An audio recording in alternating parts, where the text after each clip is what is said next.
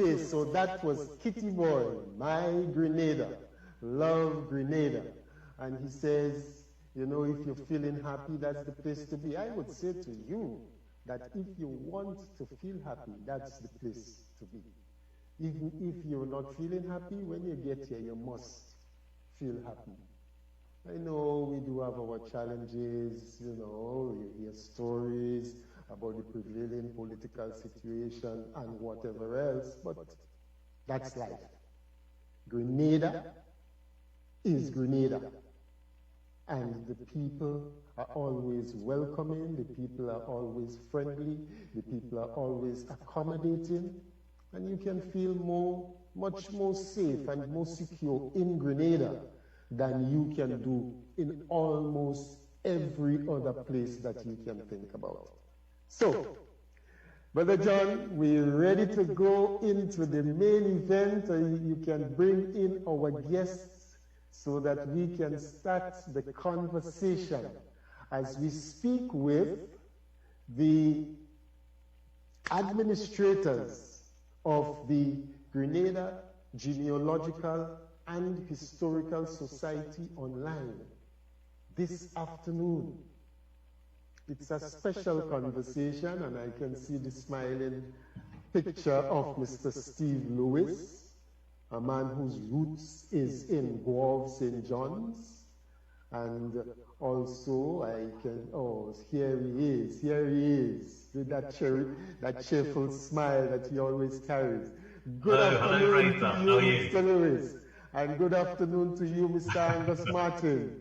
Good afternoon. Good afternoon, Mr. Paul. Yes, good afternoon and welcome to the comfort zone. Thank you. Thank you. Yes. And we are going to get started. I trust that our next guest, Mr. Philip Thorne, is going to join us along the way, I expect. Yes. Yeah. So we are going to get started with our conversation for this evening. As I said to our viewers, our listeners, these are the administrators of the Grenada Genealogical and Historical Society online. And they've been doing some great works. But to get the conversation started, I'll just have these gentlemen introduce themselves and give just a little snapshot of, you know, their background and so on. You know, maybe which part of Grenada they're really connected to and all of that. So let's start with, who's going to lead it off? Mr. Lewis? Steve. Okay, all right, thank you. Thank you. Yeah, so my name's Steve Lewis. I was born in the UK, which is where I'm calling from right now. My parents were both from St. John. So my mum was from Concord, my dad from Guelph. I feel very much connected to the island. I visit Grenada maybe once every 2 or 3 years. I feel very much at home when I'm there. Essentially, that's what you call him, Kitty Boy said in the song. You know, it always feels like home, even if you were not actually born there, but because that roots is in you. You know, like my friend who did the book, The Energy of God, he speaks about, you know, that energy that flows in the bloodstreams, in the DNA of the Guelph people. So once your father comes from Guelph, or you have a parent that comes from Guelph, the genes are in you. Absolutely. Yes. Okay, Mr. Martin. Yes, sir. Yes, sir. Tell us a little about you. Yeah, I guess I was born and grew up in St. George's. I guess my father is from Montmars. My mom's from St. David's. I spent the time that before I migrated to the US, I lived in St. George's. Lived on Williamson Road, just above Grenville Street. Went to Palmer School, then went to PBC. Currently, I live in Saba, a little island in the Dutch Caribbean. I'm a historian, an archivist. I write about Grenada's history and culture. I've written a few books on Grenada and love in discussing Grenada history and culture. Okay. Wonderful. So you can see we have people here that are well equipped for the undertaking that they have gotten themselves into with the Grenada Genealogical and Historical Society online. Speaking of that entity, can you define for us, can any of you or both of you can share it, what exactly is the Grenada Genealogical and Historical Society online? I think the fittest person to talk about that, we three are administrators, would actually be Phil, who would be joining us shortly, because he was the one that set the website or the Facebook page up. And it was really set up as a vehicle, as a forum for us to share our collective history, and also to generate a bit of awareness of the state of our national archives. It's a shame that today we can't go to a place in Grenada and just look at our history. Nothing really seems to be preserved in the way which you would see it preserved in other countries. Okay. As a part of this, there's a big interest of people looking for their own family histories. And so we facilitate a lot of discussion around that. And there's a lot of sharing that goes on amongst our group. I think now we have a total membership of just over 1,200 people. And we launched the site about a year ago. Okay. Okay. I just got a message from Philip saying he's trying to get in. Okay, Brother John. Oh. All right, he's in. So when this was set up, I mean, you said that that Philip is the one who would have done all of the website and so on. But ultimately, there must have been some meeting of minds. And so, because I don't think, or should I ask, did he just go about and do that? How did the concept develop? And what was the driving force that led to the development of this thing? Well, I think, I remember about this time last year, it was early January, I was just chatting to Phil online. Didn't know him beforehand. It's just something we had in common. We met each other online and we were just chatting about Grenada. Mm-hmm. I think this is something that Phil had in his mind for quite some time.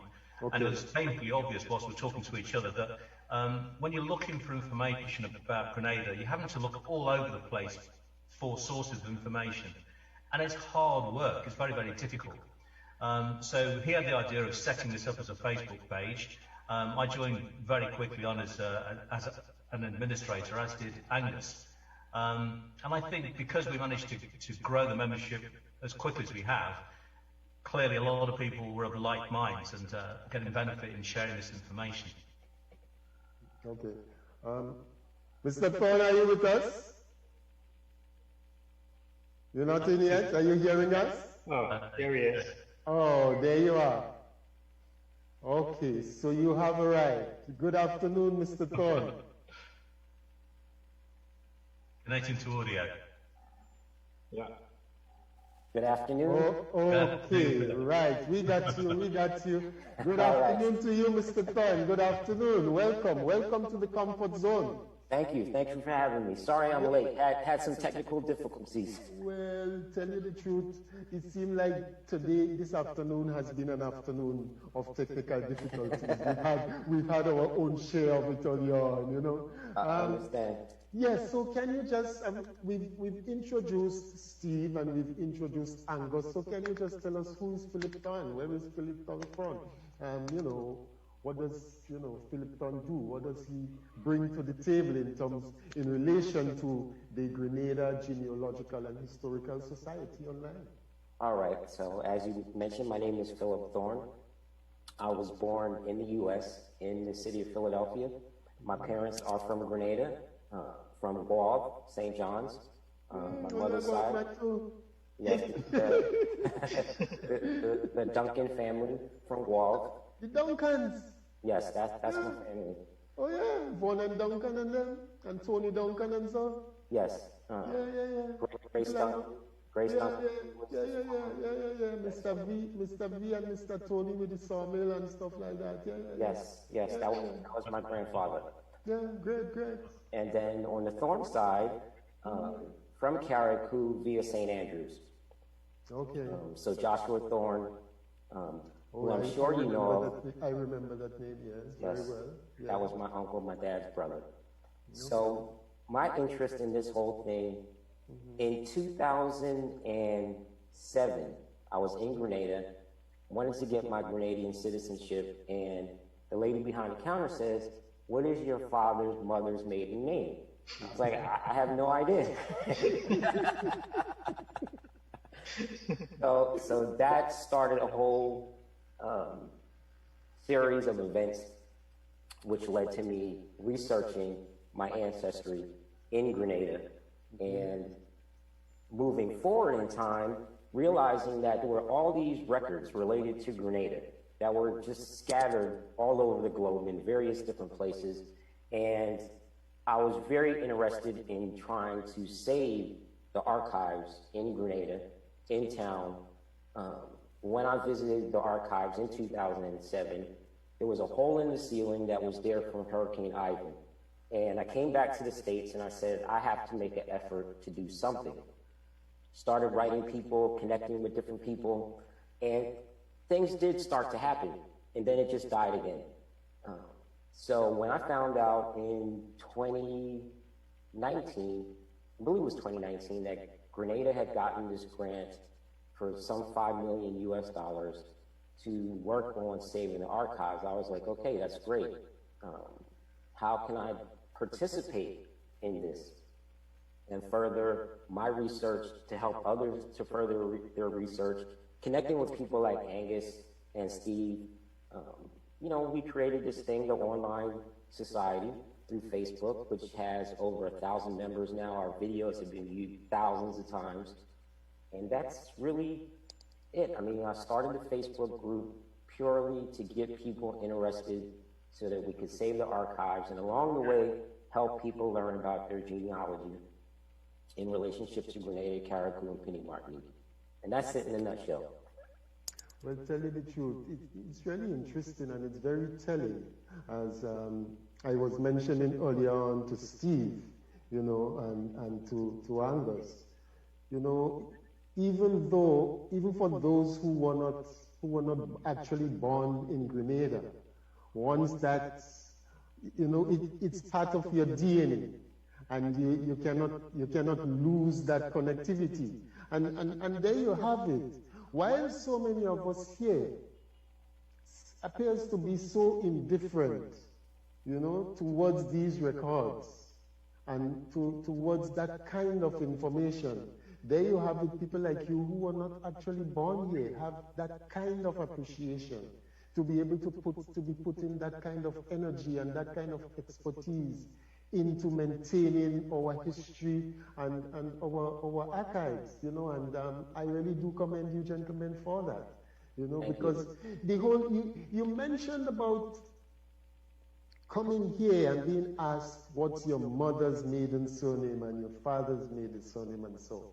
And that's a challenge that many of us have faced, because some of us went to school using a particular name, and then when it's time for us, when we need some official documentation because of some transaction, or we have to travel, whatever, that's when we get to realize that the name that we've been carrying is not our officially recorded name at all, and you get to realize that the name that you know your mother by is not what's officially in the records.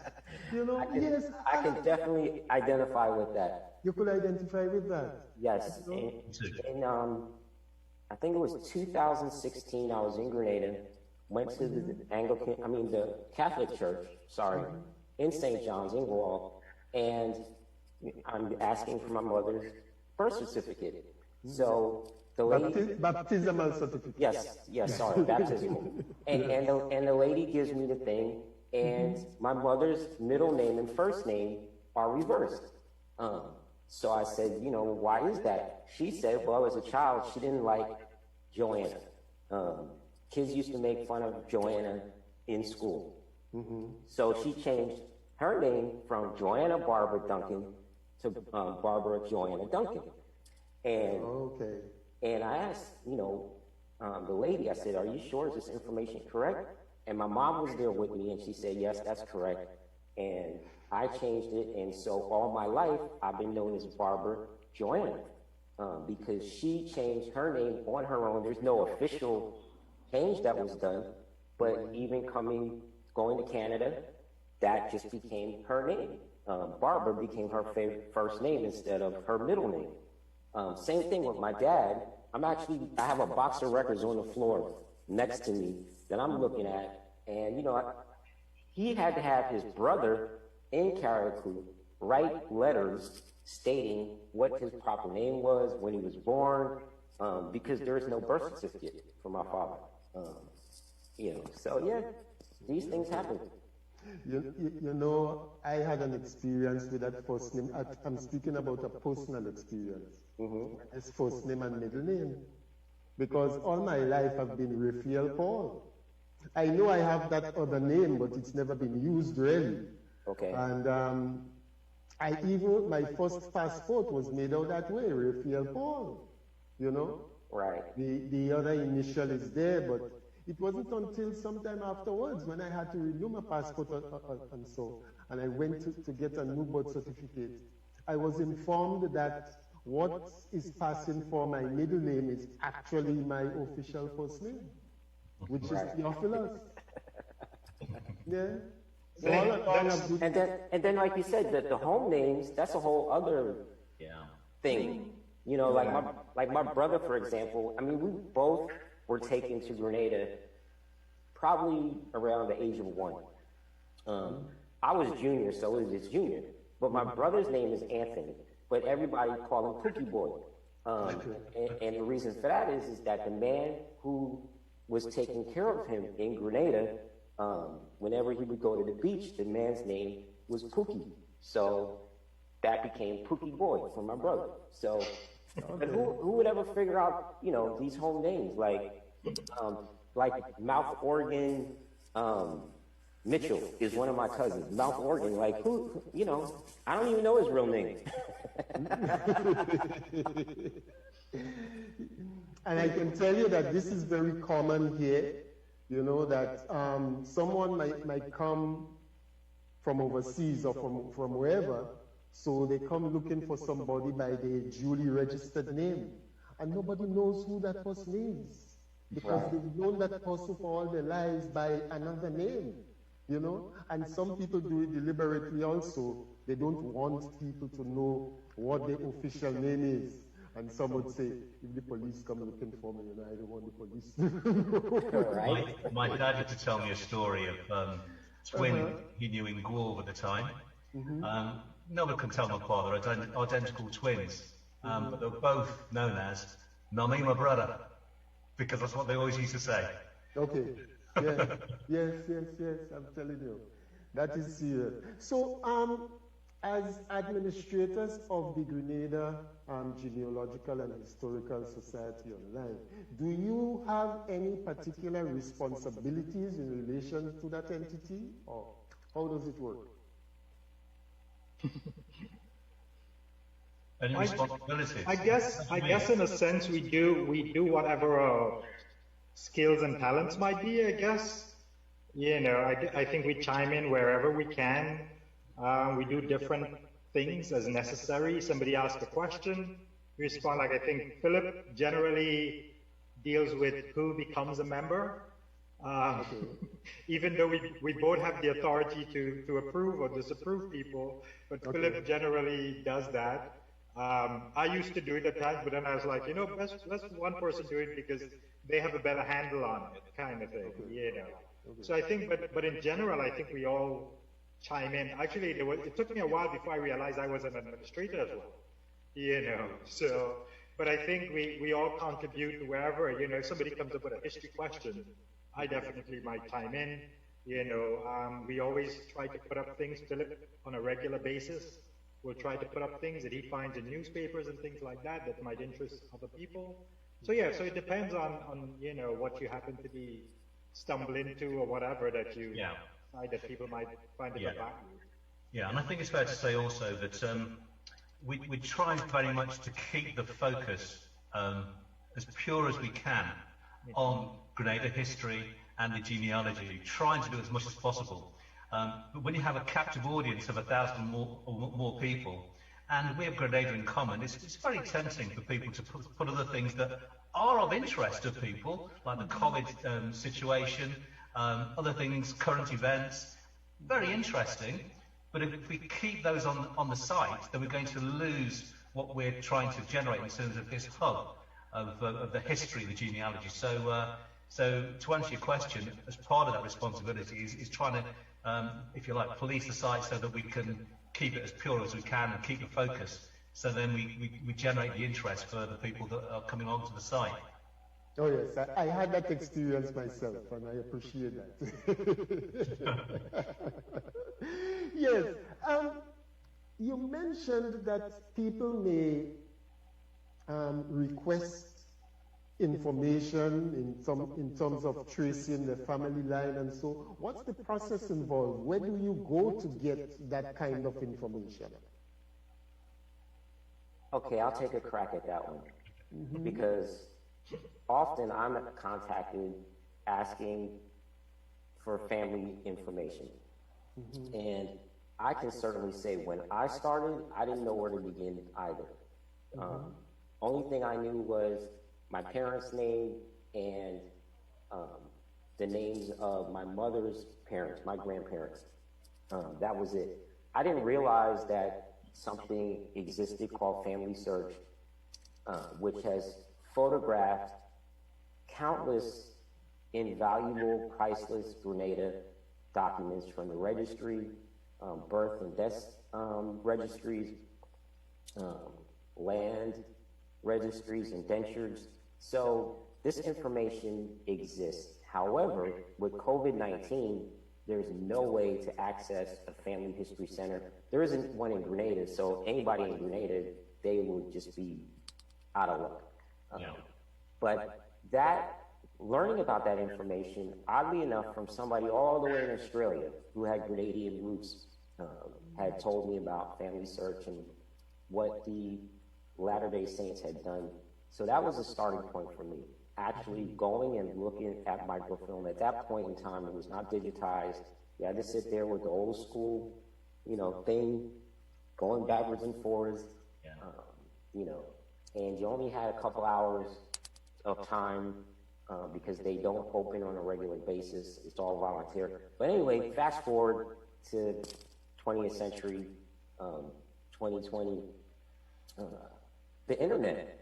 Google Books is an invaluable resource in terms of finding digitized material related to Grenada in particular, as well as to the wider West Indies, Caribbean.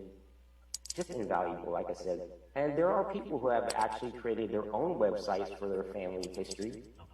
Okay. And a lot of times, what you'll find is that you might have somebody, I'll just use an example of my own self.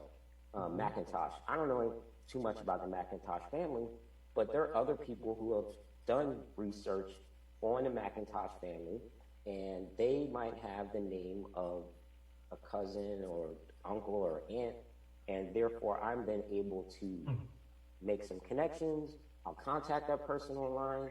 Of course, Ancestry.com is a vehicle that many people use. A lot of information on there. And Ellis Island Records for people coming to the United States is an invaluable resource. I found countless cousins, in-laws, relatives passing through Ellis Island coming to New York. And often it will tell you where they're coming from in terms of they might have been living with their mother or an uncle or father. And that information then again helps you to build out the tree and helps you to work with the information you have. For me personally, the most valuable resource is undoubtedly the Registry of Records. Because when you get to somebody's will, if they own land and they had children, that is just like, you know, finding a diamond in the earth, walking outside and digging it up, because it'll tell you who the children are. A lot of times they'll say they bought land through an indenture from their uncle, and the number will be listed there. Record book R7, page 560. And then you go look for that record. And it's just a continual hunt. It's an investigation. And that pretty much sums up how it's done. It's doing real research. A lot of people, unfortunately, don't know how to do any kind of research. They don't know that you can use quotation marks and a plus sign and link different search terms together and get to specifically what you're looking for. Like if I search in quotation the name Sylvester and characters, I will get information that I'm looking for. Okay. I'm echoing, so. Yeah, I think unlike Stephen and Philip, I am more of a historian than I am a genealogist. I have done my genealogy and things like that, but I stopped at one point and basically started doing history. So I think a lot of the things that I encounter, like, you know, when people asking about certain names, and my stuff especially if it's old, the older it is the better, you know, for me, because I do a lot of the French and early British, you know, so, whereas when you get up to the 21st century, the 20th century, I'm a little, you know, because I'm not too familiar with the names and stuff, but still, if they had property and stuff, it's easy to get stuff on it. So I think for me, in that sense, I actually would rely on other genealogists for historical information sometimes, because genealogists do such detailed stuff. You know, they pull out stuff on people, on families that you're like, wow, you know, and it helps my historical analysis. Okay. Brother John, but, just a minute. Brother John, do you have the online stream volume on the pad? Because we're getting an echo. How is it now? Hello? Yes. Okay. Right. You mentioned a while ago, Philip, you mentioned the registry. Yes. You're speaking about Grenada's registry of records. Yes, that is correct. And so how do you get access to that? Because I know that a digital process had been started, but it's been discontinued. And up to just recently, there was some conversations taking place about the state that it's in and the need for a new home for our registry because of the challenges of deterioration, and that we essentially are going to lose some of these documents and so on. How concerned are you that this, in essence, can impact, us being able to access that kind of information going forward? It is heartbreaking. That is all that I can say. It's just devastating to Grenada's history. It's devastating to all the people in the diaspora who want to know about their history, and just history in general. That was one of the things. When I started doing this research, what I found out is that there are countless documents, books, records all over the place. In New York City, where I lived at the time, I could go to the New York Public Library and get access to records that aren't even available in Grenada, and that's a problem. These are our public records. These aren't privately held records like the records of a plantation owner, for example, during the period of slavery. These are tax records that are just sitting there. So getting back to your question, Grenada has a wealth of information. It has, and it's just sitting there rotting through time, through weather conditions, through termites, through mishandling. I was asked when I was there at the archives the last time before it closed to the public, I was asked, next time I come to Grenada, can I please bring latex gloves? Because they don't even have gloves to handle these documents, because the oils from our fingers actually further help to deteriorate these documents. You know, but as far as the registry of records, what I'm talking about specifically are books in which transactions are recorded. Wills, buying property, freeing of, actually Angus asked me about this a couple of days ago. There are indentures where enslaved people were freed. Some of my ancestors were actually freed through indenture or through will. So those are the kinds of things you will find in the Grenada Registry of Records. That had, a lot of that stuff was microfilmed by the Latter-day Saints, the Mormon Church. And as I was saying, the only way to access that is on site. With COVID-19, you can't get into a family history center to actually look at those digitized records. From what I understand, a set of films was delivered to Grenada and then just vanished into thin air, and then a digital copy on a hard drive was delivered to Grenada. Where it is, I have no clue. But something like that needs to be set up in Grenada, where people in Grenada can actually go and sit down at a computer and access those records, whether it's in a library, some space that's set aside as a makeshift archive. Something needs to change on the ground in Grenada. You're there, and hopefully you can take our message to the Ministry of Education, to just put it out there. And they could hate me if they want. They're the ones in charge of the National Archives. And somebody needs to light a fire under their behind. I should mention that the library and archives, being part of the public library, has been shut down since 2011.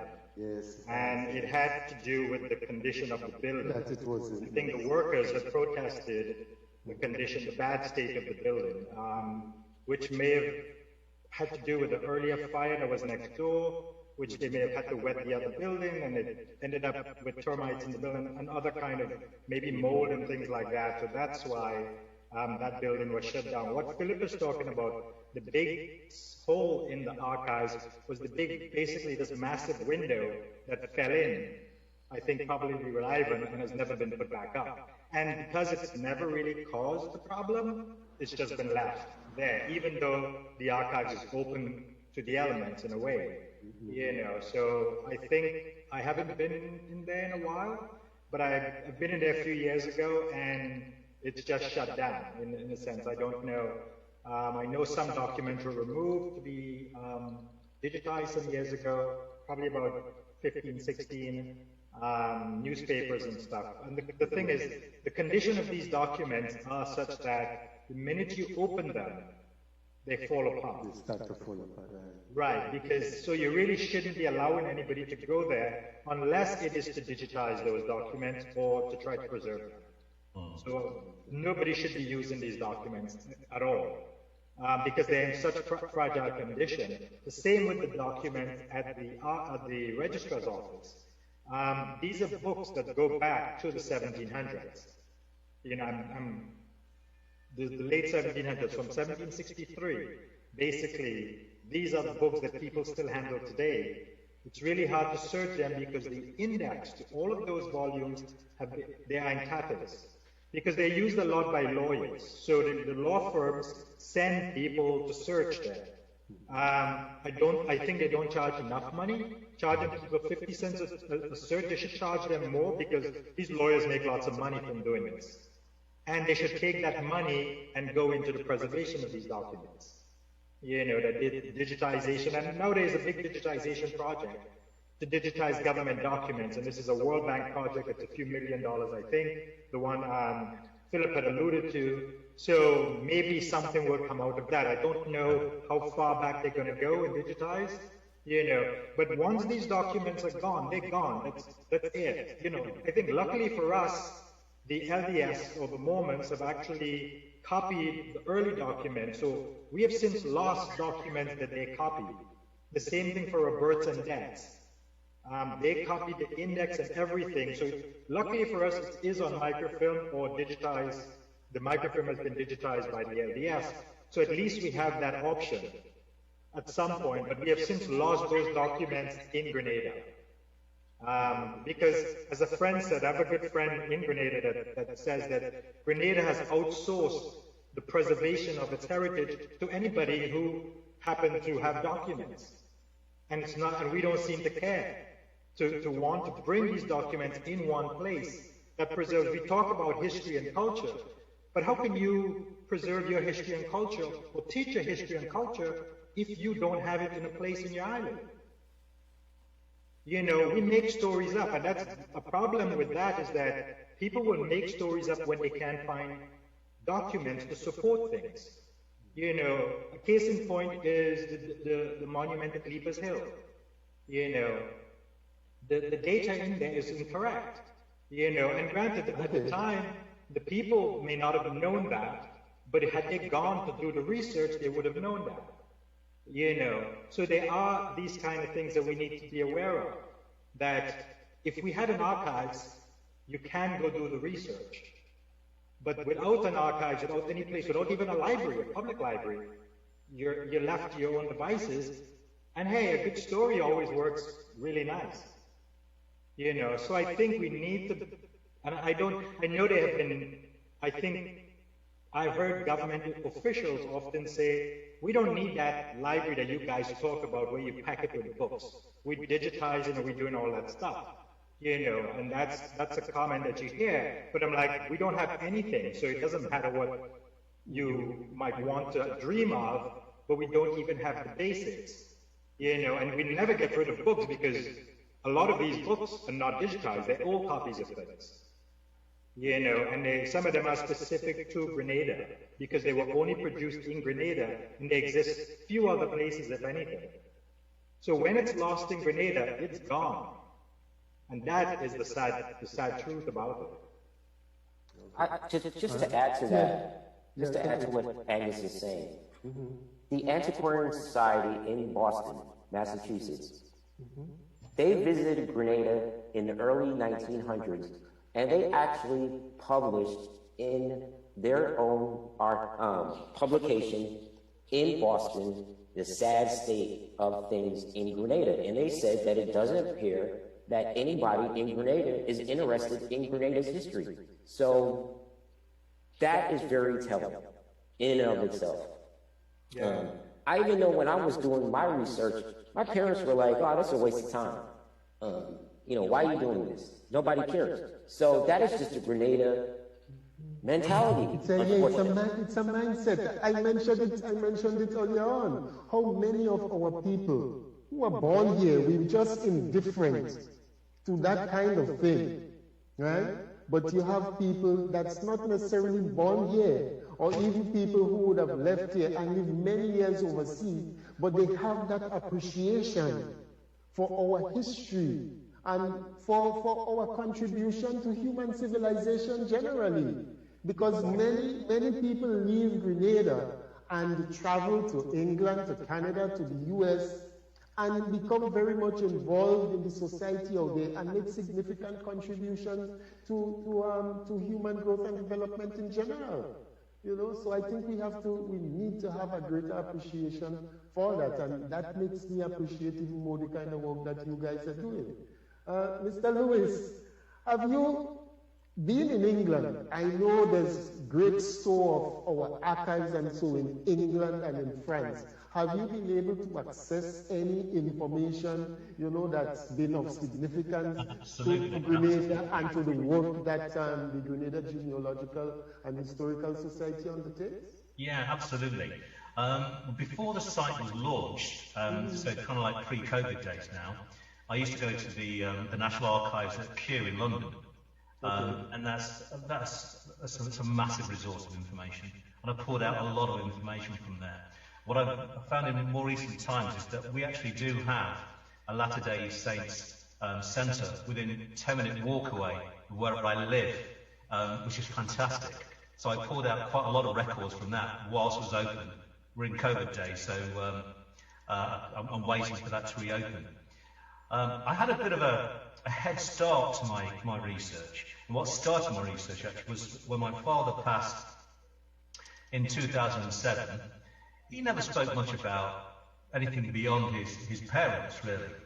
But I noticed that there was a file of information that he'd never spoken about before, and I'd never seen before. And I was amazed to see this chest of information was packed full of papers dating back to 1838. And it basically was a chronicle of the family, I guess, because there were wills, there were land transactions, there were baptismal records of people I'd never heard of before in my life. And that's what got me thinking, who are these people? How can I find out more about it? And so I did all the sort of things that Phil mentioned at the start, looking at manuscripts and going to Kew, for example, the National Archives, just trying and talking to elders, trying to find out as much information as possible. I still am actually, although it's not very active. There's something called GenWeb, World GenWeb, and I'm the editor for Grenada on that. And what that professes to do is something similar to what our site does, really. It has a messaging centre, and it's a resource for anyone who's looking for Grenada's history. It's not very well promoted, and so not many people look at it. And I've lost interest in it anyway, because we have something that I think is far better reaching with our Facebook site. Something that Steve didn't mention is that he's a contributor to the British slave, what is it called? Oh, so this was an interesting thing. Again, it's just something I fell into. Steve, you've been holding out on us? Not really. No. But what I found was that the University College of London have set up a website that they call Legacies of British Slaveholders. And so what they've done, they've taken the 45 or 46,000 British slaveholders, and they're trying to build a database of all of these people. They have a database of that. They're trying to populate that database with as much information about them. So that includes things like their date of birth, their date of death, what they owned. Essentially, all these 46,000 people all claimed compensation, which is why we have a record of their names. So what the site is trying to do is populate this with as much information like biographies. And I fell upon this, and I looked at the Grenadian people who would guess the planters and the slave owners who claimed compensation. There are 993 of them, and there's very, very little information about them. On the LBS site, it's mainly Bayesian or Jamaican slaveholders, not so much from Grenada, because I guess in relative terms there's very little information about them. And so I thought, well, let me take a look to see what I can find myself. And what I found was not really doing too much work, just online, just Googling the names and looking at Google Books, for example, and just looking at other sources. I'm finding information that I guess the UCL, because they only just started up this resource in recent times, they haven't got round to doing just yet. And in fact, they're calling upon the wider community to help them to build up this database. So I find myself, in fact I did it just recently, just last week actually, writing information, sending it across to them. They'll take the information, they'll verify it, they'll do more research, and then they'll build an entry. And for anyone who contributes, they'll write a, thank you for your contribution. So I've been doing this on quite a regular basis. And it would be great, wouldn't it, if we managed to completely populate that, because it gives us all an insight as to our ancestral beginnings, I guess. Yeah. Most of the local Grenadians on that site have not been filled in. There is no information on lots of the local people. Yeah. Mostly, it's a lot of the British people who had owned enslaved people in Grenada, but all of the local Grenadians, there's really no information on them. Which brings us back to archives and records again, yes. isn't it? Because if it was there, it's so easy. I'll tell you something else, Raphael. Something I did quite recently was I've been now writing my family tree for the last 13 years, and I've got a massive family tree that I host privately on Ancestry, and I started to research the cousins of my cousins, because such is the nature of our families, is that you find a cousin over here might be related to this one over here, and it's all part of my extended family. But I was talking to a cousin of mine, and we have obviously a shared history, so I shared our family history with her, and her daughter was very interested in the research. Now, her daughter's father is English, so I gave her Grenadian family, and she was glad to get all these records that went back to 1797, which is the furthest back I've got back with my family line. So she's very glad to see that. And she said, well, it'd be quite nice to get something on my dad's side. And I thought, okay. I was up quite late one night, quite often I am actually.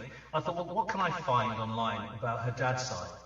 I think I spent about 2 hours, and I got down to like 15, 20, because all the information's there. It's just easy picking. And with ours, we struggle really hard because we don't have the records. That there is no archive. That there's nothing there for us to access as easily as that. And so I was glad for her, but also frustrated personally, because there's so much more about my family that I wanted to learn, and still I'm trying to find out years later. Okay. Well, to tell you the truth, it's interesting that you mentioned that, because it just dawned on me, because I was going to have this conversation, I began thinking about my own situation.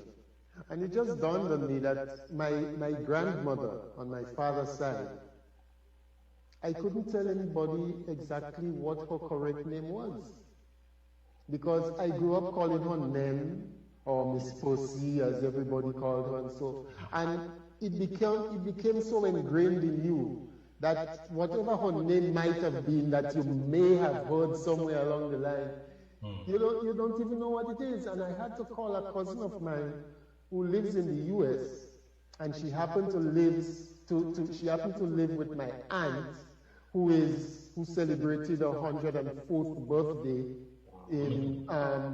on Christmas Day, on the 25th of December, right?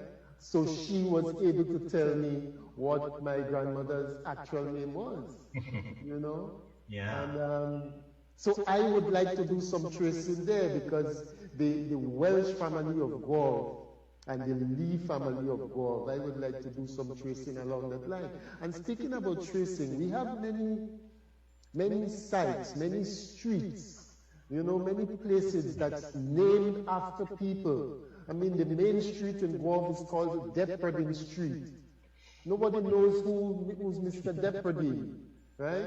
The other street... Well, we do know who he is, but we don't have that information. Yes, we do know who he is. The other street at the back of it is called Edward Street. Right. How did that street get its name? And the thing about it is, when you travel, when you go overseas, you find locations that have a particular name, and you can get the record as to how did that place get its name, after whom it was named, what's the history of that person, and so on and so forth. And we live here and we go elsewhere, and in some instances we pay money to go to see these things, and so not realizing that we have an asset here, because we're talking about tourism. Yeah, absolutely. So what is the story that we are going to tell to these people when they get here? So the work that you're doing is critical in assisting us to be able to tell the story, because the people who are coming, they come for a particular experience. And if, as Angus said, the information as exists with the Leapers Hill, the information that we're giving is not authentic.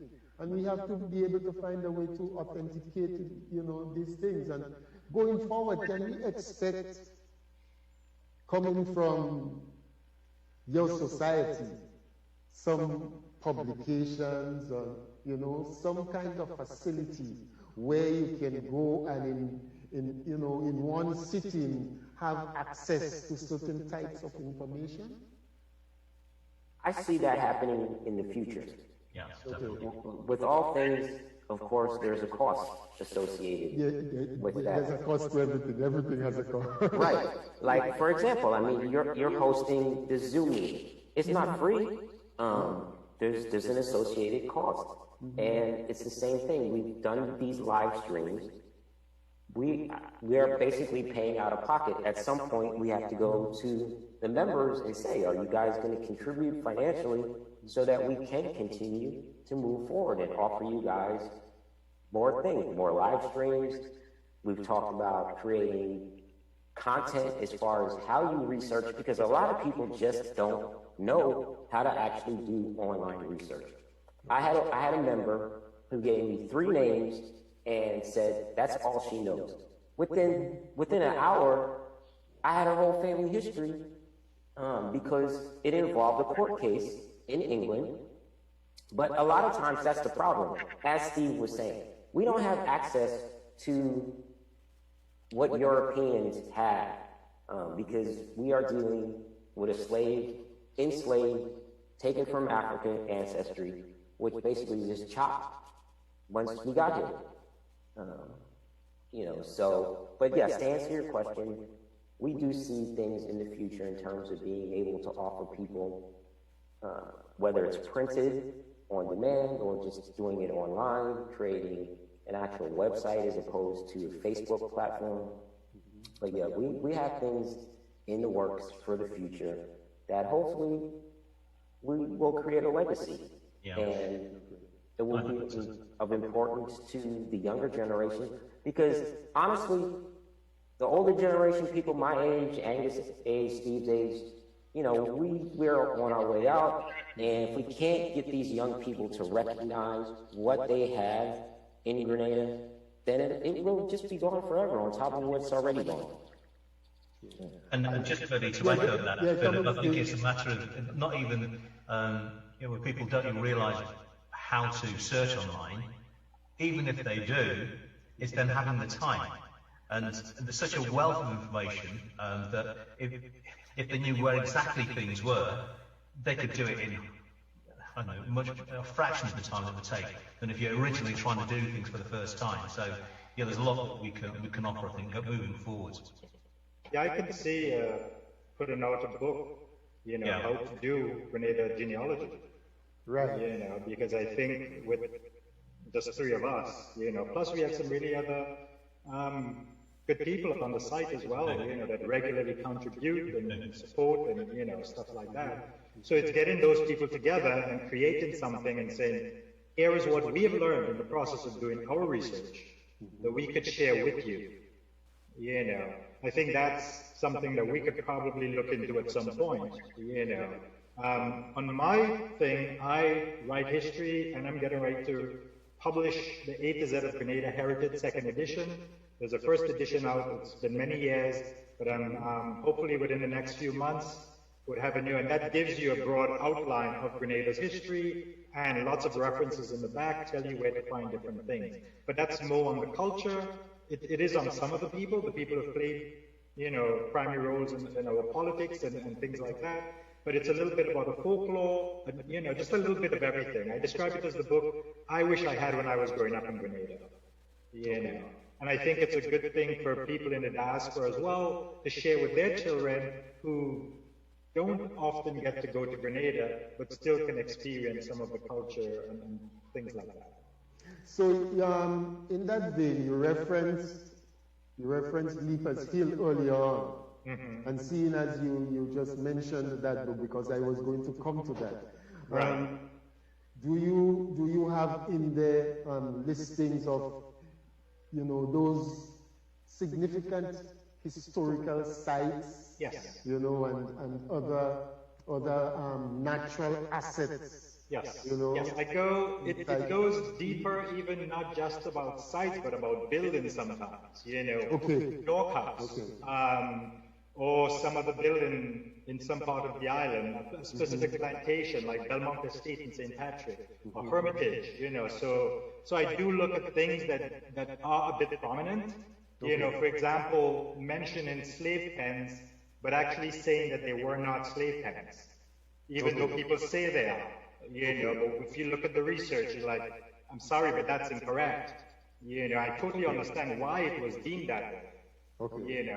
So things like that. So I look at important people or people we would deem important, and sometimes I'm trying to be a little more inclusive sometimes and putting in people who we probably would not find in a thing, an official gazette kind of thing, like people who were involved, like a lady who was involved in a spiritual Baptist church, and was instrumental in that movement.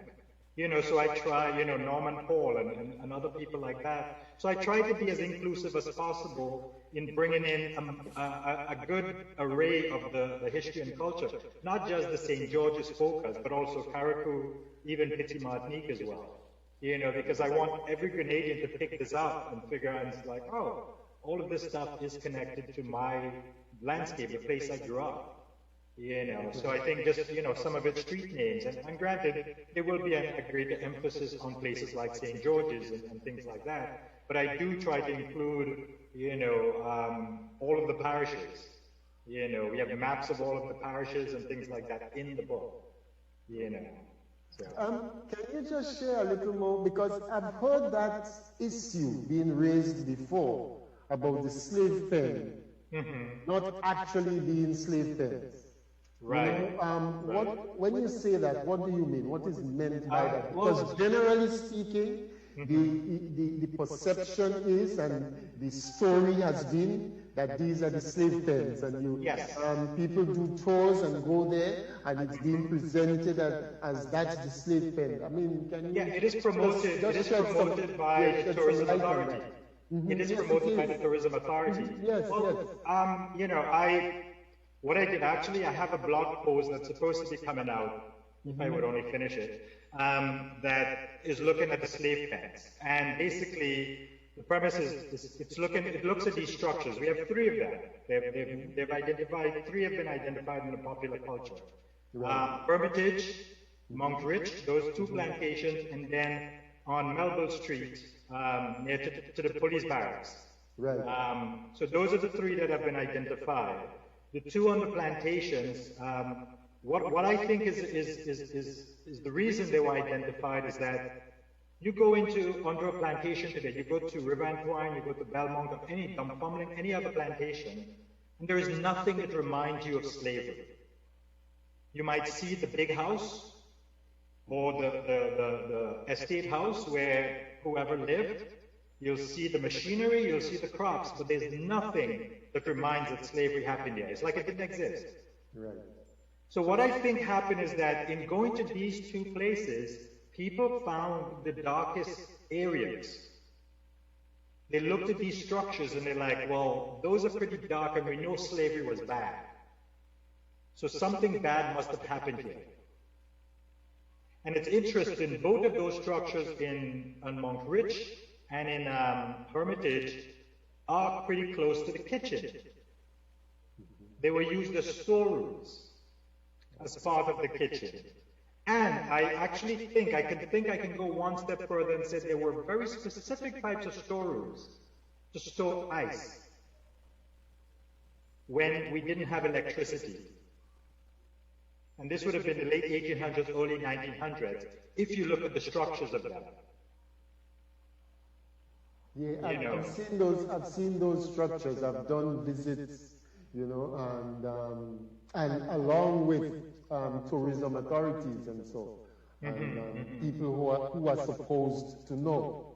Right. And that is the narrative that you get in relation to these structures. Well, I think that's the problem, and nobody does the research. Because even when I asked Philip, I was like, hey, could you see if you see anything on ice stuff in Grenada?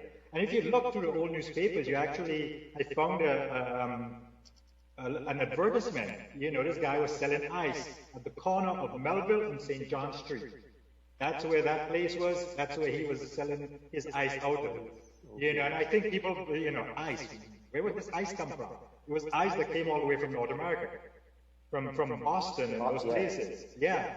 These big, massive blocks of ice would come down and off of these boats, and they would be well packed, and then the ice would be distributed to the agent in the islands, And then actually, it was an advertisement I saw by the government. They were looking for who could supply them ice for the hospital and for other places. So you had some of these estates that had money, and they had their little ice houses on the property. And they would buy this ice and get it transported there so they could have some nice drinks, maybe make ice cream, kind of stuff. I'm not quite sure what they used it for, But yeah, but again, it has taken me a lot of research to do this. If I didn't have access to Grenada newspapers, which most people don't have, I wouldn't have been able to find these advertisements, So, and, the idea of that, I learned about the ice houses from a friend who's from Scotland. And he was visiting, we went to visit one of these, and he's like, oh, that reminds me just of the stuff we have in Scotland that are ice houses. So that got me thinking along those lines. Otherwise, it would have been hard for me to just come up with this.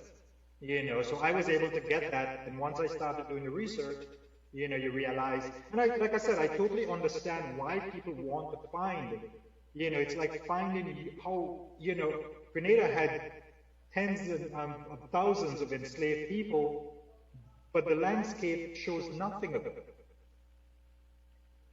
I think part of that, though, is if you actually look at the structure of what slave housing was, I mean, these weren't structures that were built to last. Right. They would have been blown over by hurricanes, just rotted away with time, because these things were made out of natural material. Right. We're not talking about bricks and galvanized or any of that. So, as opposed to these structures. Right, exactly.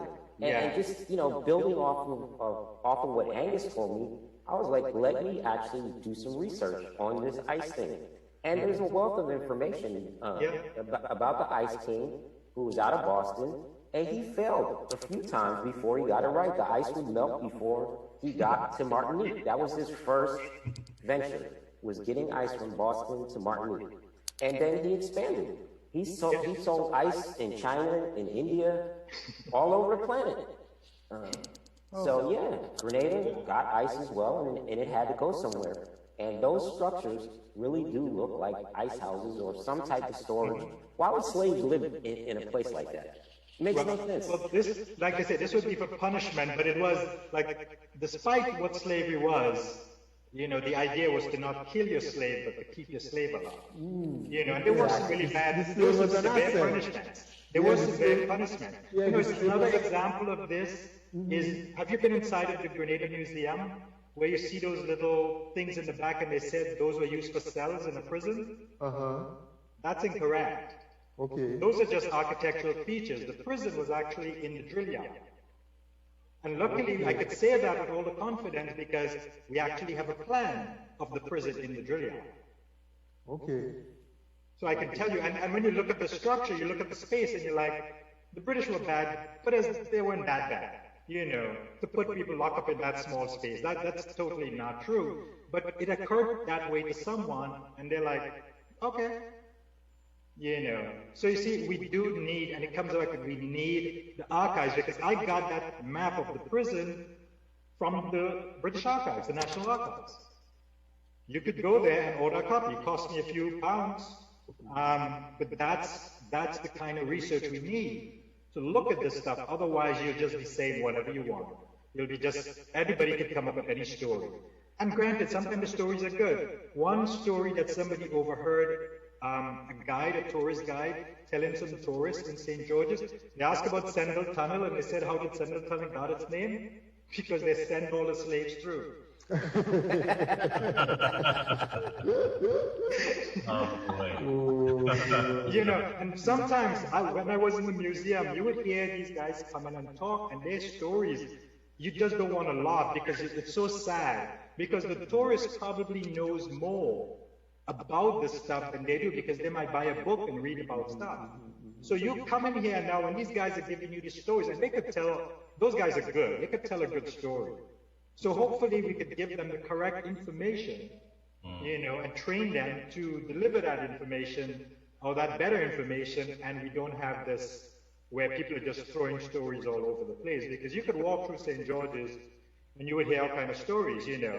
I'm working with Sulin the artist, Loaves of Town.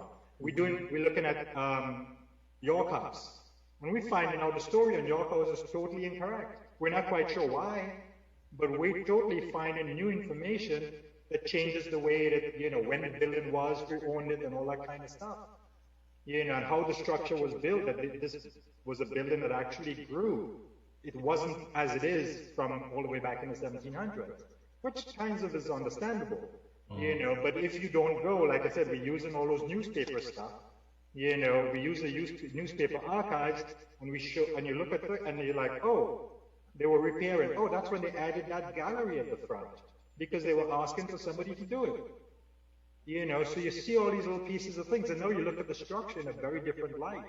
You know, even though we're probably going to tear it down pretty soon, but you know, but I think there is a lot of research that needs to be done on so many things about Grenada. You know. Steve, you going to say something? No, I was. I find myself. The three of us talk on a regular basis. But I find myself like today, learning so much from Angus as we speak. This is something new for me. I've not heard this before. I'm telling you, I'm fascinated. Sure, the information that's coming here, you know, and what's coming to mind really is that we set tourism is so, you know, is so important, you know, has such an important role in our economic agenda, right? And that it's critical that we get the stories, that we get the information and so straight, so that when we have those visitors, we're building billion-dollar facilities in this country, in the north and in the south, okay? And then we have other projects going on elsewhere. So we intend, according to what the plan is, we intend to be having guests coming to Grenada. What are we going to say to them? What are we going to offer them in spite, okay, apart from, okay, you have a wonderful facility and so on. But, you know, what are we going to offer them on the other hand? You know? I think that's a good point, because I think this is a revenue stream, isn't it? If there was a genuine tour that really explored our history and our culture, then there'll be certain tourists who just want to lay on the beach, and that's fantastic. But there'll be others who are a little bit inquisitive and really want to learn something new.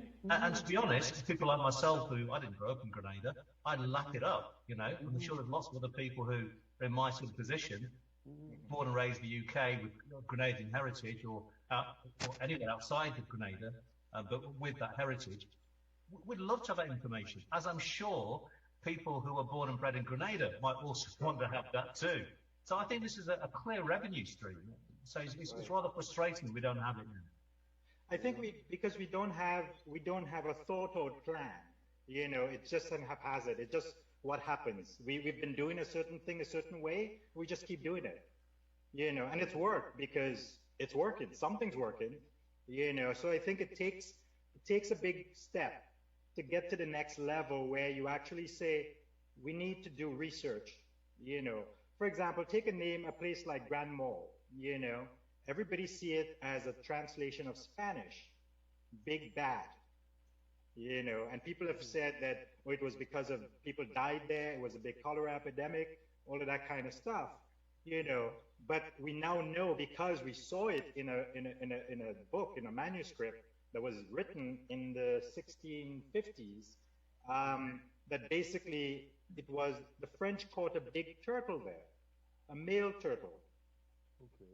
And that's how the place got named. You wouldn't have known that any other way. There's no way you could make that up. You can't even find, you know, and if you look on old maps, the M-A-L is actually spelled differently, because the French, Old French, was M-A-S-L-E, and that would have told you that it's male, as opposed to, you know. So one of the things I study are place names, you know, trying to figure out who's Spanish, who's French, who is, you know, and you notice, I think I ran into Samaritan recently, was one that I have it on a map and said that's a British name, you know, because if you look at the spelling, but actually it derives from the French spelling, La Samaritaine. You know, had I not found that document, I would not have been able to do that. Montreal is another one. Montreal used to be R-I-C-H-E. You know, so there are lots of these all over the place that if you don't do the research, you're going to just have a story. And granted, I love a good story. I love a good story, but you got to tell people that's a story. Yeah. Speaking of place names, just to bring it closer to home for me, like Guelph, for example, at one time it was Charlottetown, one time it was Duncantown, and you know, it's gone through these different namings. Of course, Guelph ultimately stuck. But the reason it was called Duncantown at one point is because there were so many Duncans in Guelph that it became Duncantown. And then the British, obviously, who want to change everything because they just hated the French, decided to call it Charlottetown. But Guelph ultimately stuck. So yeah, things go through changes. And if you don't have any type of context for the story, you just won't know. Right. I think, you know, like Annandale, for example. You know, Angus gave me a good education about Annandale, which I think most people in Grenada just accept to be as the story, but it's not the story at all. So, and I think we lack. I think the other thing that we lack is actually proper historical text. What I mean by that is that I think what has been done was good for what it is in terms of the books that have been written, but these books are missing so much of the story. And yes, of course, you know, things have to be edited due to, you know, constraints as far as publishing, but why is it taking so long to get a new book after like Beverly Steele or before her, Divas? And some of these works have incorrect information as well. So we just continue to regurgitate old stories that oftentimes are just straight up, just made up. Yeah. No, I think, and that's, you know, my biggest push would be for a National Archives. I've been trying to push since the 90s. Actually, when I was doing my master's degree in history, I wrote a plan for a National Archives in Grenada, how we could combine like the registry, the health, where they give out your birth certificates, all of that, has that as one agency, you know, a dispensing government agency for all these documents, and things like pass legislation that creates a records management program. If we don't manage our records, there's no way we're going to have an archives. You know, determining which documents go from usage to non-usage after what period of time. You need to determine all of that. So you definitely have to come up with a plan, you know, pass the necessary legislation to do that. Otherwise, it's going to be at whose ever whim. Somebody's going to be like, you know what? When I was in the museum, all of the plans from the Ministry of Works got dumped in there, and rain was coming up wet, and we ended up throwing away a lot of them. You know, and then they eventually came. I heard they were looking for like the plans for the stadium, you know, things like that. They couldn't find them because they never. Yeah, because we don't have a good history of protected records, because I guess we never saw the need for them. You know, but if you're going to write about your history and write about it in an authentic way, you know, and granted, we have issues with documents. They were biased and, you know, and things like that. We could still deal with that. We know they were biased because we know who they were written by and things like that. That's not an issue. The fact is we want to at least have something that we can work with, you know, because they are factual information. It doesn't matter who writes it, it's correct. It happened, you know, so we would know the day that people jump off Leapers Hill, you know, or fell off or pushed off or whatever the case may be. You know, we know what that date would be because somebody said this happened then. They may give you a distorted account of what happened, but at least you know what date it happened on. What date it happened. You know, so I think we can establish certain basic, you know, factual data from any kind of document, even biased ones. And I say, you know what the bias is, you know who the people are that are being biased and the people they're biased against, so you're able to deal with that in your discussion. of that information. Speaking of Leapers Hill, just as a side note, talking towards the Aboriginal people of Grenada, I mean, we have all these grave sites which are with bones just sticking out of the ground. And So they get them washed into the sea. Yeah. You I see mean, it. it's horrible. It really is horrible. Even in Carriacou, from illegal sand mining, Right. people's whole tomb just washed right out into the sea. It's disgusting. And nobody at a government level thinks that something needs to be done. Or if they do think it, they're not telling the public about it, because I don't know anything of any type of effort to do anything to save those. But they have banned sand mining. They do specific beaches and stuff, specific areas that are designated, and anything beyond that, it's illegal for anyone to go take a bucket of sand. Yes, from the we know, beach. we do know that, yes. But you have to police it. Telling people that it's wrong is the first step. The same thing we have Pearl's Amerindian site. Anybody could go there and dig stuff. But nobody's ever prosecuted. Nobody has ever been prosecuted. I remember a politician said that, oh, those are just fakes, so don't worry about it, kind of thing, which is not true. You know, those are being sold on eBay and places like that. You know, that is Grenada's heritage that's being sold outside of. So no, there are lots of issues. And granted, I do understand that we have pressing issues. You know, I totally get that. You know, we have a health crisis. You know, we have an economic crisis.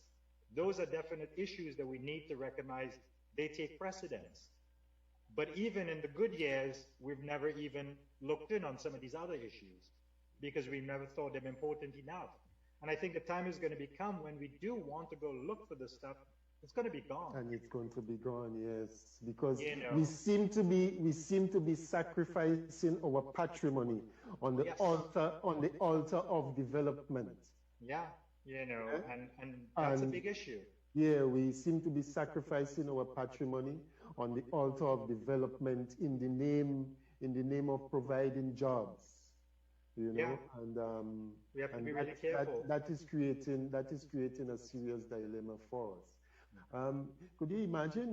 It's coming up towards 4 o'clock already. You know. Wow. It's almost 4 o'clock. I don't know.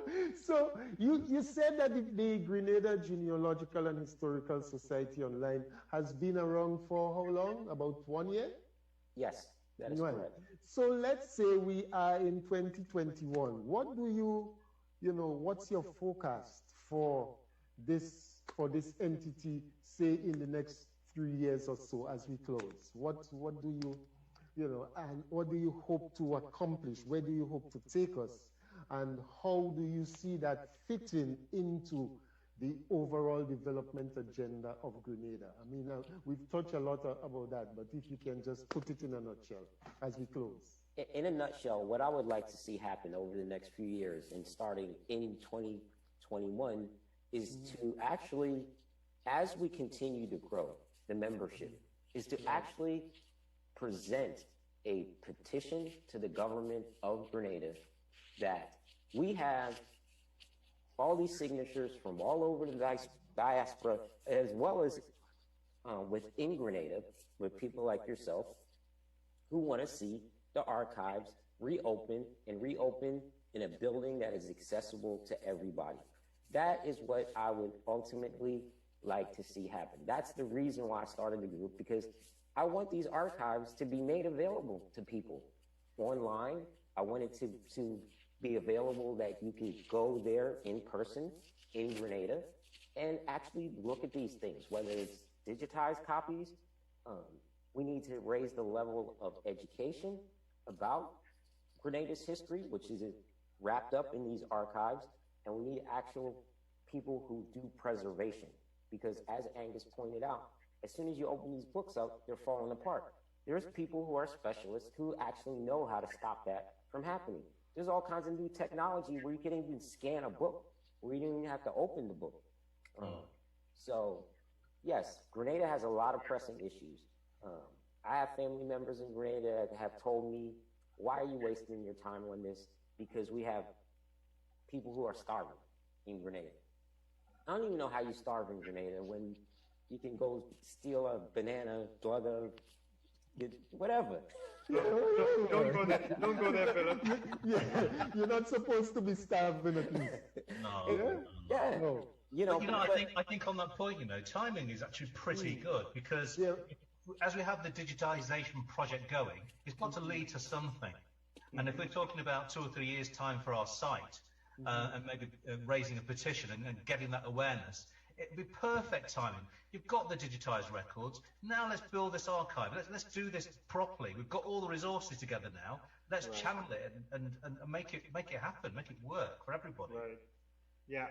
Right now I have about 100 boxes of books and papers that have been collected by a lady who spent about 30 years putting together Grenada Revolution archives. I am trying to get it to go to Grenada. I need to start asking people to help me because right now I'm paying per month to keep them in storage. So I need to get them to Grenada because I really believe that this archive should be in Grenada. If people want to go see it, they go to Grenada. We have to stop exporting our preservation of our history and culture. So I think one of the problems I had when I was at the museum, people would come in and ask, well, what do you guys got in the Revel? We really didn't have anything. The one thing that people know us by, and we can't even come up with a good exhibition. We can't even come up with documents or books or whatever the case is. And I know there's some issues with it, but it's part of our history. No matter what we think of it, it is still part of our history. It's part of the history. Right. So we do need, and for the people who are interested, maybe not everybody is at this time, but for those who are interested, we should have this available. People should be able to explore, But there are people who are interested. Let me tell you an experience that I had. I went to NULO, right? The New Life Organization at Palm East, right? Right. And I went there, it was coming up to March 13th, and I went there to do a presentation to the young people there on the revolution. I was asked to come there to do that. And I had to go back a following day because they became so engrossed in the story, right? Because many of the young people have not heard the story of the revolution, right? And typically, once you're telling a story of the revolution, you must start with the Gary dispensation. You must start with the coming of Gary because the two are connected and interrelated, right? So you have to go back to tell what the conditions were during, prior to the coming of Gary and the role that he played in helping to transform the lives of these people that made them so loyal to him, and the changing elements that came, coming after the civil rights movement and the Black Power movement and all of that, and how it would have impacted on the politics of the day, and so on, with the return of Morris and that kind of thing. So, and I'm telling you, they want to know. The young people want to know.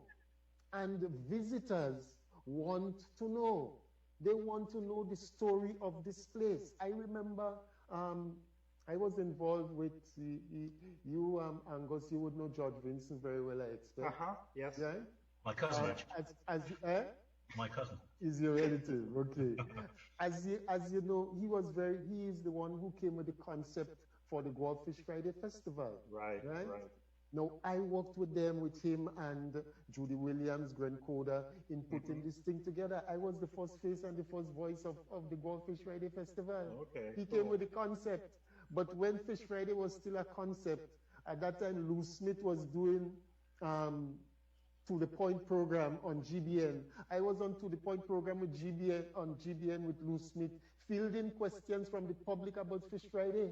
Right. And it was still just a concept. But George came with the concept and he sold it, right? So much so that I was able to go out there and speak about it, and the thing had not been implemented as yet. Right. And when it was rolled out, I mean, it was the thing.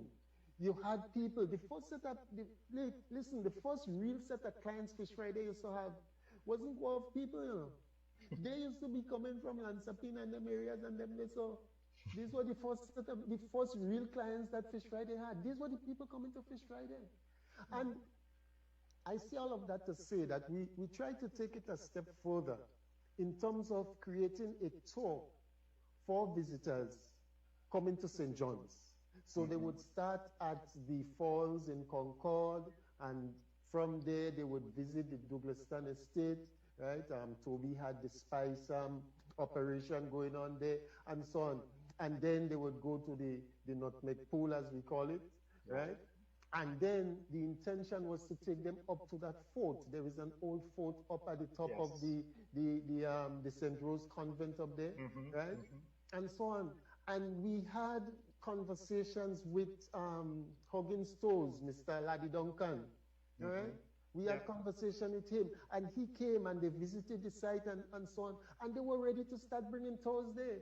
But it came down to who owns the fort, and the fort is supposed to belong to the nuns, and they were not willing to give permission and all of that, and so that just put paid to that. But there is so much of a story there with the two estates. You have the ridge running here, you have Douglaston on one side, you have Govan State on the other side, and there is that entire story because all of the people, the Gov people, the Tongue people, actually came from these areas to, you know, to settle. And I mean, the Pharaoh's Rebellion had a big thing in Guam. Guam was a big center for that. Yeah. Right, right. And there is that house right next to the police station in Guam with that Victorian design and so on.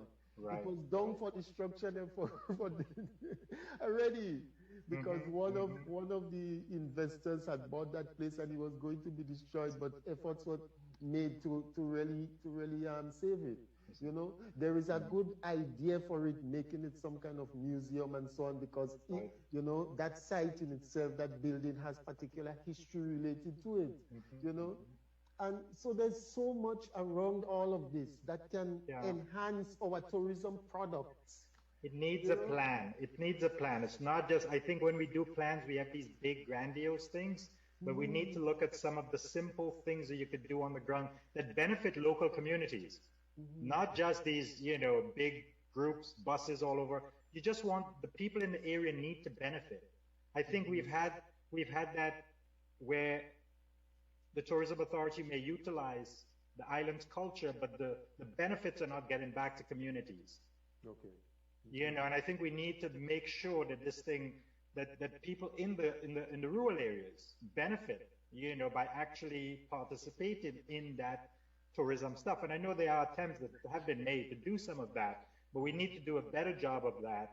You know, if you're going to utilize all the jab and shortney people and stuff from the countryside, they need to get more benefits. That's just how it works.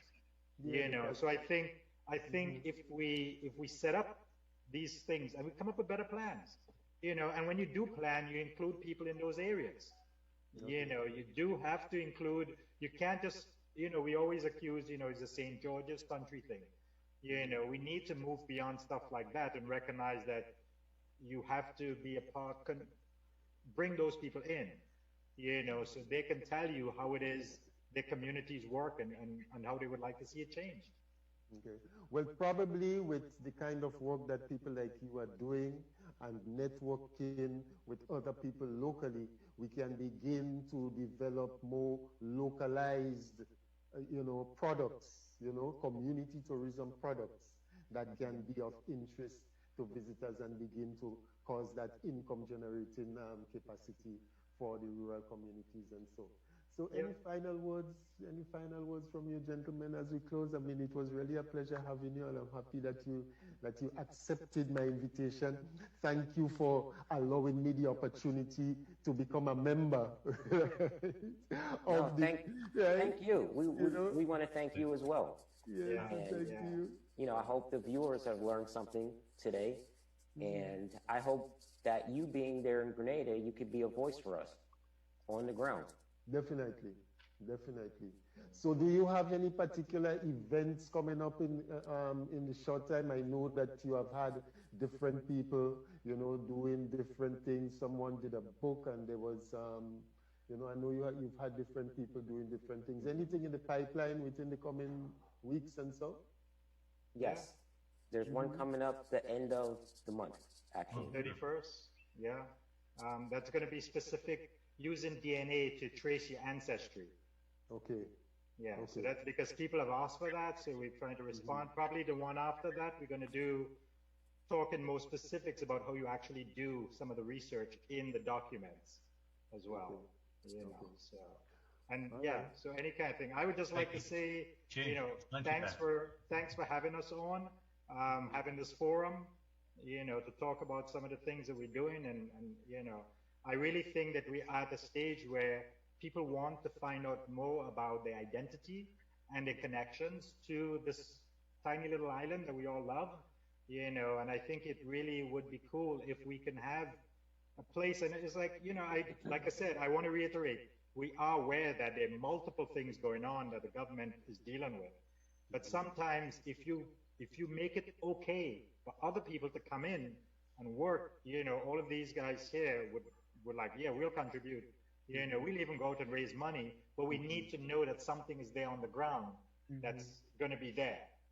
You know, if you pass the necessary legislation, we can work with that. We have the case of the museum where legislation was passed, and now the museum is getting ready to move to a next level. You know, so we need these kind of things. Government, there's lots government can do, you know, to help promote some of the stuff. And, you know, we want to work with them, you know, because they may not, we know they can't do everything. And I think we sometimes depend on them too much, you know, but sometimes said, make it easier for others to come and help, you know, to get some of this stuff going and play a role in advancing, you know, some of these things that would get neglected. So. Absolutely.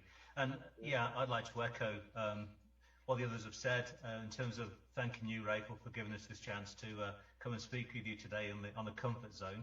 I think one of the things that has been I'm very mindful of is that Grenada's a relatively small place, but look where we Grenadians are. We're all around the world. You know, we have big numbers in America, we have big numbers in Britain, we have big numbers outside of Grenada.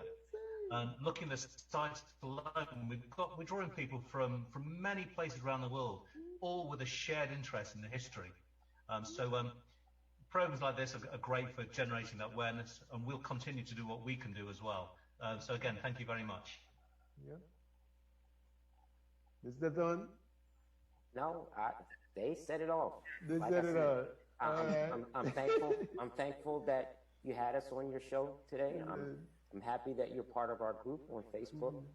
And like I said, we need people in Grenada to work with us, to help us. We can make things happen from, quote unquote, the first world. This is where the money is raised. It's raised in the US, it's raised in England, in the UK. And we need to know, if we raise this money and send it to Grenada, that it's actually going to be used for its intended purpose. And that's what I want to continue to do, just continue to get people involved. There's a lot of people that genuinely want to make a change. And if we can help facilitate them to make their voice heard, so be it. And hopefully it will make a change on the ground in Grenada, that we can have our archives, an actual place where people can go, and the tourism dollars will help people travel to Scotland and England and wherever to go do genealogy research. We could have the same thing in Grenada. As Steve said, I mean, we probably have more Grenadians living outside of Grenada than in Grenada. So that's a market in and of itself. Forget about people who just want to come to Grenada. And one thing that I think, just to conclude my 2 cents, is that I do believe that all these outside entities that are building things in Grenada, what Grenada, if I was in charge, okay, my opinion, for whatever it's worth, they would have to contribute towards the archives. They would have to put in, if they're doing a multi-million-dollar project, you know, put in 10 grand into being in Grenada, using our land in Grenada to develop your project, which is going to make you money. Give back to Grenada. It's not just about jobs. Yeah, people need jobs. We understand that. But Grenada needs to save its history. And it's not going to happen from within Grenada by itself based on what we know. And that's it. All right. Well, thank you again, gentlemen. You know, I'm Brother John. Yes, sir. Yes, sir. Yes. So before we close, you know, what's your take on? Because I know that you're somebody who have a deep interest in that kind of thing. That's why you're facilitating us, and that's why you're facilitating that conversation here this afternoon. You know, I was just listening. You know, what's your take? It was very, very interesting. I was interested in terms of talking about the names of places and what and why this was called this way and so on. Like you mentioned, you was part of the whole makeup of the Fish Friday. Fish Friday, yeah. You know, and people don't know where it came from. Well, probably you might have heard of Rainbow City, right? Yeah. I was the first person who gave it the name Rainbow City. A friend of mine, Jim, was a white brother who came to Grenada. He was a designer, architectural person. He was working with Koyawa hotels and all the little businesses in Grenada. I had a furniture shop in Grenville, and he was giving me some of the contracts to because I had a woodworking shop, to produce some of the things that he designed. Like for instance, Xerox and in St. George's to recreate the desks, sitting the shelves and stuff like that. Koyawa Hotel. And one evening I was going home. He lived not too far away from where I was living. And he said, "John, I want to show you something." So I walked inside his house, and he had this big map of the town of Grenville, and then a picture up on the wall, and all the city, like the front, looking from outside into Grenville, a rainbow. The town was painted in a rainbow color. So I walked in and I said, "That's a Rainbow City." You know, he said, "That's the name." You know, and he looking for. So we started talking about how we could do something in Grenville, have an exhibition, a cultural exhibition, on a particular day. So I said, yeah, we could do that. We would call it Rainbow City and stuff like that. So I sat with him for a while. We talked about it, what could be done. And then I was on the CDC at the time. Peter Blair was the chairman. So I spoke to Peter Blair. I said, "Peter Blair, look, I want you to come and see this. How we could fix this, how we could get this into the culture in the carnival season or somewhere around it." And we happened to bring it into the bigger part of the organization, and they adopted it. I said, yes, we could go with it. And we had our first exhibition, Rainbow City exhibition, in Grenville, right? That weekend before Carnival. So Rainbow City started off in a little house in Paradise, right, the Aberdeen's house, and evolved into a big festival today, right? And Jim had a big plan for Grenville. Even the Telescope Beach, you were talking about kind of backing the sea up, so because Telescope was eroding, so how we could have nice little shops on the beach, you know, and make it a real nice tourist attraction. So all of these plans was there to create a boardwalk in the car park, going around with the bus terminals in Grenville, kind of make the place look nice, you know. Unfortunately, you know, Jim, they didn't treat Vim very well in the official launching of the thing. But the original drawings and the designs, he had that, you know. So those who do Rainbow, you know, just doing it out of an exhibition or culture show in the night. But the bigger picture they doesn't have. I have it and Jim had it. So the Dreamers are not involved right now. So what's going on is just people doing a culture show, you know. The original intent is not being released to the people in the way it should be done. So I like the fact that the genealogy thing is something that I think we need to be done, have done. For me, tracing my grandparents' roots, you know, knowing more of my great-grandfather and stuff like that. And you hear stuff, but nobody really give you a clear direction, a way to go search and where to find. So that would be a good thing for Grenada, Carriacou, and Petite Martinique, because I know I have family in Carriacou, but I don't know where they are. The Callis family, everywhere. Something I've found, I also believe to be true that not everybody that carry a last name is blood related, but more plantation related. You know? So I might be a Callis and a Negro Callis, but then an Indian or white person that is Callis. By plantation, not by blood, you know. So we have to find a connection. And probably do the DNA. You mentioned about DNA testing. Perhaps if you find out DNA testing, somebody who carry Philip have no connection, bloodline with the Philip. It just be plantation related, because we was on the same plantation, the same, plantation owner. And after slavery, everybody go their own way. Nobody seems to check for their original origin. So we stuck with everybody being a Callis, everybody being a Fleming, everybody being such. But are we blood related? And that's a biggie that we have to find out. Because you see people from Jamaica. Just before I go, my wife was sick and I was at the hospital, and I picked up a Charlotte magazine, and I was reading through it. And there was a story of a gentleman who was taken from St. Vincent, a slave, and he was a Charles in St. Vincent. By the time he got to Martinique and was sold, he became a Francois. And then, so you have a wife and children that was left behind in St. Vincent.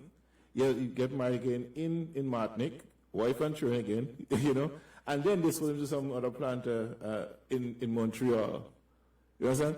So you leave children in St. Vincent and then in Martinique, and they didn't have any family in Canada, Montreal to be exact. But then, if you understand, there's a loss. There's a generation that is lost right there.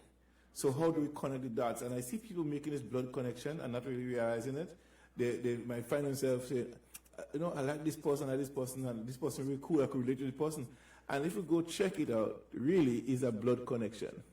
Blood speaks, And that is one of the things we have to start doing, is documenting the DNA, and connecting the dots with the plantation people. So Mr. Callis may have been the plantation owner, and everybody who left after slavery left with the last name. Where you come from? Actually, we did a show on last names and how a lot of Grenadians get their last name. We actually did a show on that. Okay. Yeah. So to tell you that there actually wasn't anybody named Callis who owned the plantation. Callis was actually a first name. It's actually from the French. You see? There you go. And I think it's also connected to the place that's called Callis. In St. George's. As well. There was a person who was named Callis in that area that owned that property. So we're doing little by little, and trying to put stuff out there, give people different ways of looking at their genealogy. By looking at DNA as well. We had a scientist come on a few weeks ago talking about some of the work that she has done in the Caribbean, looking at different types of heritage based on DNA. Yeah, I've watched that show. Yes. Yeah. I've watched that show. Yeah. Right. And now we're going to have somebody who gets more specific, now can connect you to other people using that DNA itself. Okay. All right. Yeah. Well, I want all you to check for me the Lee and Welsh from Gaul. Yeah, I want you all to check that for me, the Lee and the Welsh lineage. What you need to do, you need to come online, go to the place and say, hey, these are the people I'm looking for. So other people who are looking for the same people will connect with you. Okay. Because that's why we have the site. Another thing to my late wife's father, the Carrie St. Clair, but originally they were Charles. A mistake was made in the registry. It should be registered Charles St. Clair Charles instead of put Charles St. Clair. Charles St. Clair. And they never changed it back. So that's still, and there is a whole stuff to come after that as St. Clair's, but they really was Charles. So you got rechristened again. Yes. that's the whole thing. I've already found that on the Paul side. You mentioned Norman Paul earlier on. Yes. I understand that Norman Paul was the progenitor of all of the Pauls come down in that side, and so yes, I would all the probably in Patrick and yeah. Okay. Yep. All right, so thank you once again, gentlemen, and that's where we put a close to the comfort zone for this afternoon.